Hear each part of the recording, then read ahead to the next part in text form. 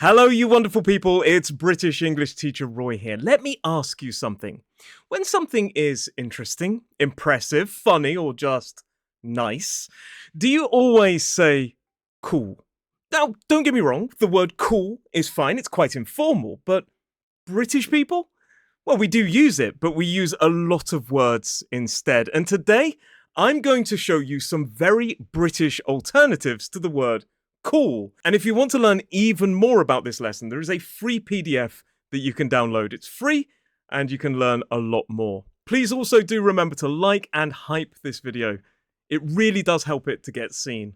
Hello, you wonderful people, and welcome to English Right Now. My name is British English teacher Roy, as I said in the introduction, although these days, a lot of people have been calling me Captain Roy, probably because on my courses, whenever I make an announcement, sometimes I say, "This is your captain speaking," because I feel like a captain of a plane. But beyond that, I've been a teacher of English for nearly 16 years, and over all that time, I've helped thousands of learners, just like you, learning things like pronunciation in a modern British RP accent, slang, idioms, British English in general, and of course, talking about British culture. And in this lesson, as I said, I'm going to show you some very British alternatives to cool. Now, before we get started, I do need to say a few things. We do use the word cool. British people use the word cool. I say it. But we also have a lot of alternatives that you might not be as familiar with. Now, the word cool, as I say, can be quite an informal word, and it has quite a few definitions. Some of them relate to temperature. But the ones we really need to focus on are these. 1, excellent or very good. For example, that film is really cool. In other words, it's amazing. We also commonly use the word cool to mean acceptable, okay, or alright. For example, is it cool if I go home early? In other words, is it acceptable? Or what you said to her was just not cool, mate. And before I move on to talk a bit more about the culture, we also do use the word cool to mean fashionable when we're being positive about something, like, that's a really cool shirt. Now, as I said, British people do use the word cool to mean all three of those definitions, and people are different, so some people may use it more enthusiastically than others. But in British culture, some people aren't overly comfortable with expressing strong emotions unless we're really pushed to it. We often downplay things and bring the emotional level down. If something really bad happens, instead of saying, "Oh no, that's the worst thing that could ever happen," we might just say, "Oh, it's not ideal." We downplay it. And to give you an example using the word cool, if I'm talking about someone who I think is really, really cool, and I'm talking to another friend about it, instead of saying, "Oh, that guy, I absolutely love him, he's really, really cool," that's a little bit exaggerated. I might just say, "Yeah, he's a really good lad, I like him, he's alright." I'm saying the same thing, I'm just not being overly emotional. But as I say, people are different, and some people are more or less comfortable with showing emotions. And of course, that's not to say that we don't show emotion. Generally, we seem to be more comfortable with congratulating someone on their achievement or their success. For example, "I really like what you've done with your hair, that's really cool." Or, "Well done on getting that new job, mate, that's amazing, that is really, really cool." And you may even hear a lengthening of the vowel sound to show that kind of emotion. So instead of just saying nice, I might say nice and really elongate that vowel. We are less comfortable in general talking about our own achievements and own success in case it sounds like we're bragging. There's a fine line between being proud and bragging in British culture. Maybe that's a subject for another lesson. So as I say, we do use the word cool, but we have a lot of alternatives. We do use the word cool, but when we're thinking about whether it means excellent, very good, or maybe just acceptable, the golden rule is all about the tone of voice. Listen to the tone of voice. The way we say things sometimes in British English can be more important than what we actually say. It's like how we say it, not what we say. And also, you need to look at facial expressions and also body language, but tone of voice is vital. There is a difference in my tone of voice if I say, "Cool, I didn't know that." That sounds like excitement, and yeah, that's cool with me, which sounds like something is acceptable. And for most of the words and expressions you're going to hear on this list, the tone of voice is vital. Depending on the tone of voice, it can drift from surprise, excitement, to just apathy. And that's without even mentioning sarcasm and irony, which are huge parts of British culture and communication. Again, it's not exactly what we say, it's how we say it. For example, if I think something is excellent, I may use the word, oh, brilliant. For example, my mum calls me up and says, I've cooked some nice dinner.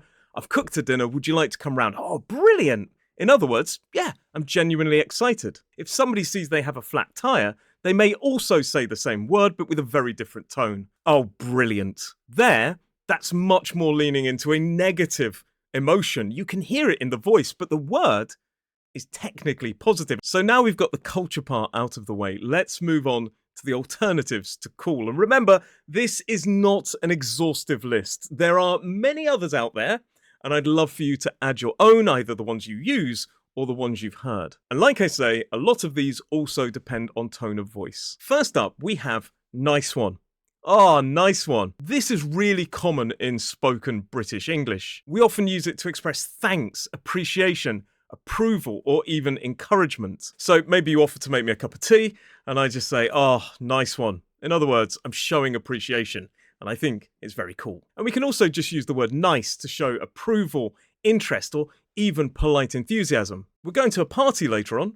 Nice. Again, as with many of them, tone of voice really matters. A flat voice just sounds polite, like, we're going out tonight. Oh, nice. Which is a little bit different to nice, which shows more genuine interest. Brilliant is one that's everywhere. It just means cool, great, I like it, well done. Do you like my drawing? Oh, that's brilliant. Or going out tonight? That sounds like a brilliant idea. Instead of brilliant, you can just use the word brill, which is the shortened down form, and it makes it even more informal. And strange enough, I thought it would be a really good point to note that my mum actually uses the word brill. For example, when she asks me to get her shopping, and I say, oh yeah, don't worry, I'm going to the supermarket tonight, she'll probably say, oh, brill. So a lot of these words are very general in terms of their usage by generations and also groups. We'll move on to some less general ones a little bit later on in the video. The word lovely also gets used as an alternative to cool, and it's warm, it's friendly, and slightly understated. It's often used when something feels pleasant rather than overly exciting. For example, oh yeah, lovely stuff, or oh, that jumper, oh, that's lovely. Great is also very neutral and very common. Oh, that's great, or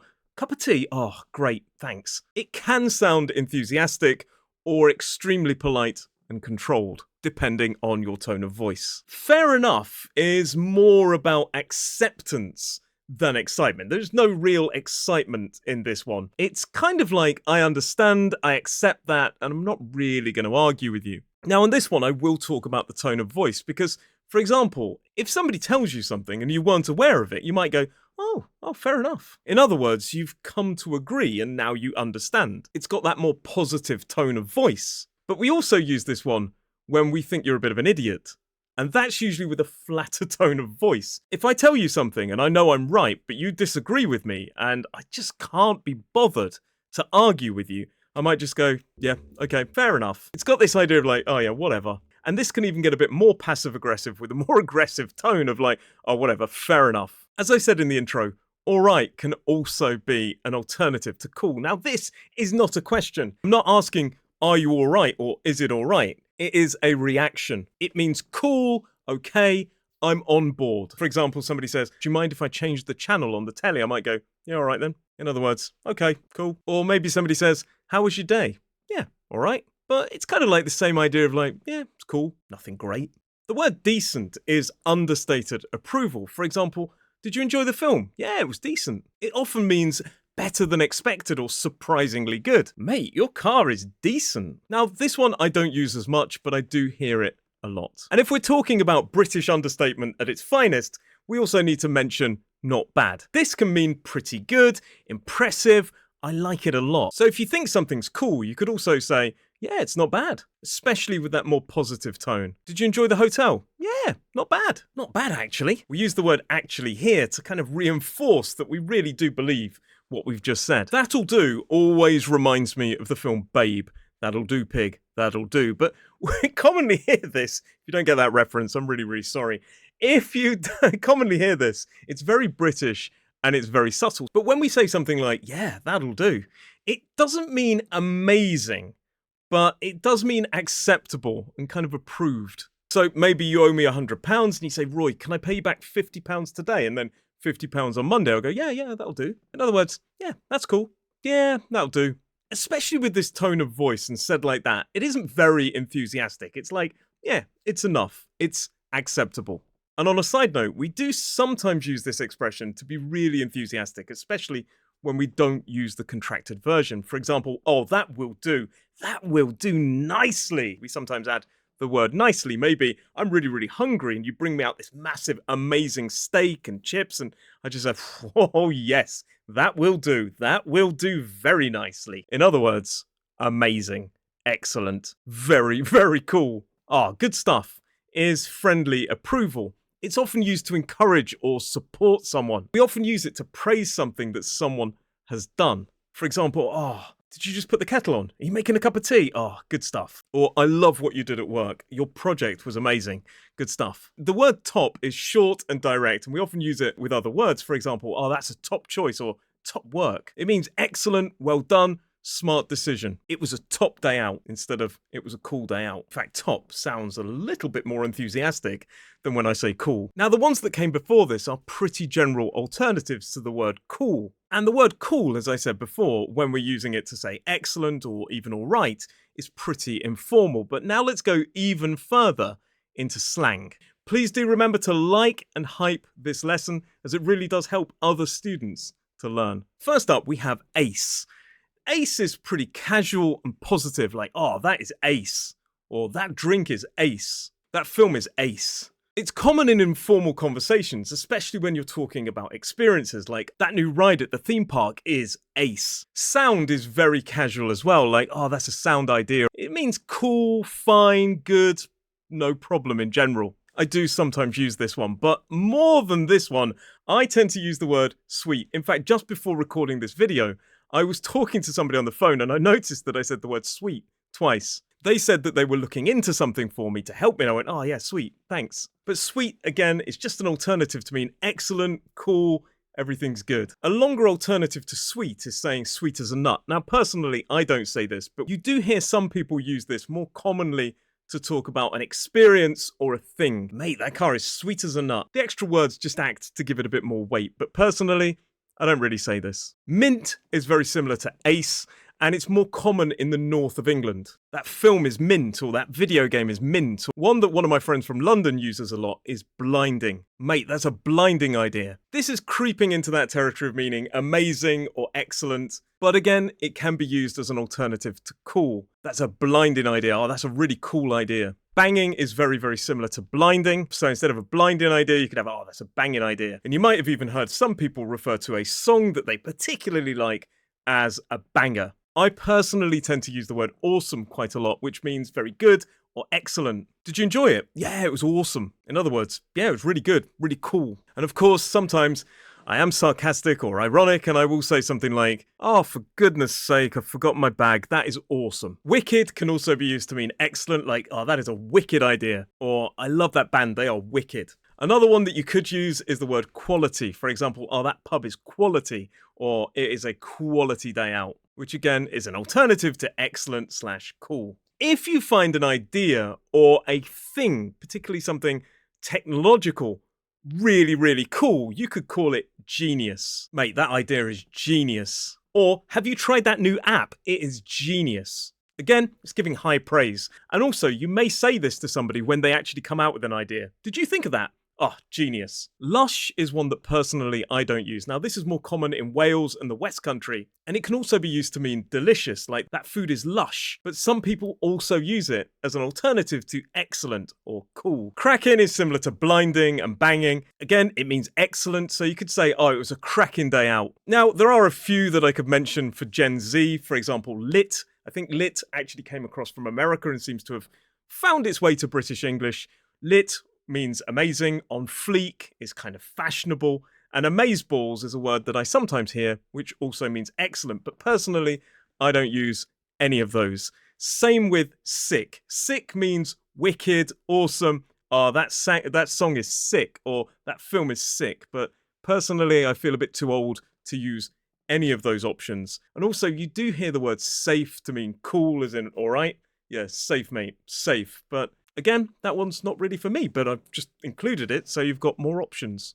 Smashing and super are two words that both mean excellent or cool, but they're rather old-fashioned, but you might still hear them used when people are being a bit well, trying to be a bit humorous, or trying to sound a little bit old-fashioned themselves for the sake of a joke. Oh, that's a smashing idea. Oh, what a super day out. And while they are old-fashioned, like I say, they still do get used.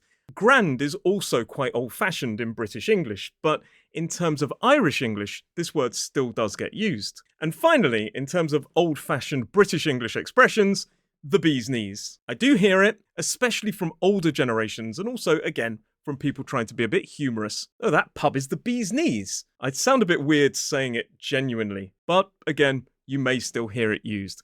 All of those, smashing, super, grand, and the bee's knees, means something is excellent or really cool. Now, obviously, the idea of a person being cool is very much down to personal preference. My friend, for example, thinks of Ryan Gosling as being the epitome of cool, whereas personally, I'd probably say Henry Cavill is the epitome of cool for me because he's been in superhero films, he plays Warhammer, he loves video games, and he's been in and read The Witcher. But again, horses for courses, which is a British expression, which means different things for different people. But if we're talking about that kind of relaxed, laid-back type of person in terms of cool, maybe more the Ryan Gosling idea, my friend will love that, you could say, oh yeah, he's chilled, or he's chill, which means that person is pretty relaxed. You could also use the word sound to talk about a person, which means they are reliable and trustworthy. All in all, a pretty cool person. If you describe somebody as down to earth, it means they are practical, realistic, honest, trustworthy. There's no pretense there. What you see